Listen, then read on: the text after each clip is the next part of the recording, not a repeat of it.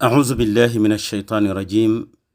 بسم الله الرحمن الرحيم. الحمد لله وكفى، والصلاة والسلام على النبي المصطفى وعلى آله وأصحابه ومن والاه، ورضي الله عن شيخنا التجاني وعن جميع خلفائه وأهل طريقته.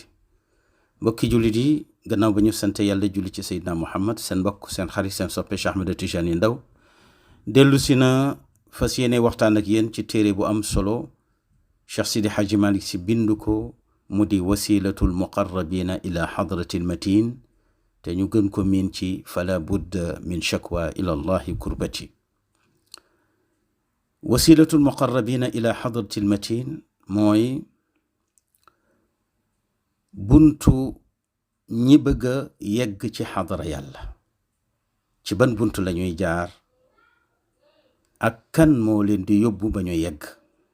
wasila boobu kenn rek la, moo di sayyiduna muhammad sallallahu alayhi wa sallam.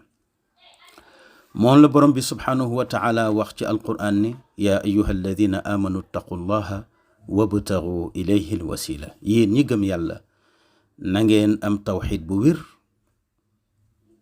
su ngeen bëggee yegsi ci man, wante itam na ngeen wut ku leen fi indi. kooku leen fi indi nag moom la borom xam-xam yi wax ne moo di alwasilatu. alwasilatu moo di al imaamu. noonu la ko muhaqiqiin yi firee al imaamu, doonte am nañu wax ne alwasila mooy al a'mal as-saliha, am ñu ne déedéet alwasilatu moo di al mahabba, am ñu ko firee al qurbatu wa dhulfa.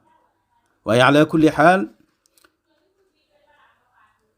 sufiyanke yi moom alwasila ñu ngi ko firee al imaamu, mu di sëriñ bi nga xam ne mooy jàpp sa loxo defal la tarqiya ba nga yegg ci yàlla. sëriñ boobu nag Cheikh Sidi Hadji Malick Sy nee na kenn rek la, moo di sayyiduna muhammad sallallahu alayhi wa sallam. nee na boo ko soppee yàlla sopp la, boo ko toppee yegg ci xadara yàlla. sayyiduna muhammad moomu nag cër yi dañoo wutante ci moom. am na ñu ko gën a jege, am na ñu mu gën a mën a jëflanteel. ka ca Cheikh Sidi Hadji Malick Sy tànn moo di Cheikhuna Tijani radiyallahu taala anhu. bi ko yonent bi joxee tariqa bi daf ne ko bàyyil bépp tariqa boo jàppoon te jàpp ci lii ma la jox, ndax maay sa sëriñ, maay sa wasila, te maa lay defal tarbiya. te tariqa bii ma la jox itam képp koo xam ne jox nga ko, na nga génn sama digganteeg moom, ndax maay nekk sëriñam, maay nekk wasilaam, te itam maa koy yeggale ci yàlla.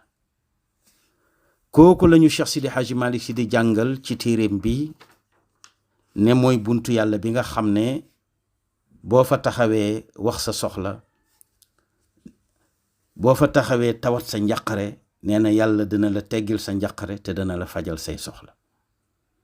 mu ne fala budda min shakwa ila allahi kurbati fama liya gayra allahi jaabiru kasrati.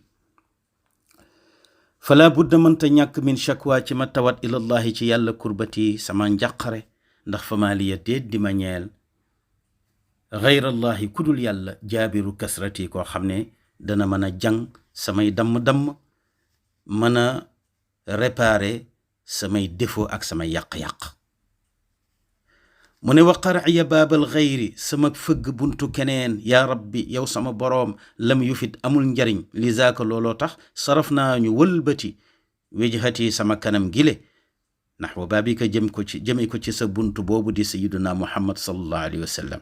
ndax kat ku jóg jëm si ci yow, borom ibnu ashir nee na yasxabu cheykhan aarifa almasaliki yaqiihi fi tariqihi almahalik. kon nag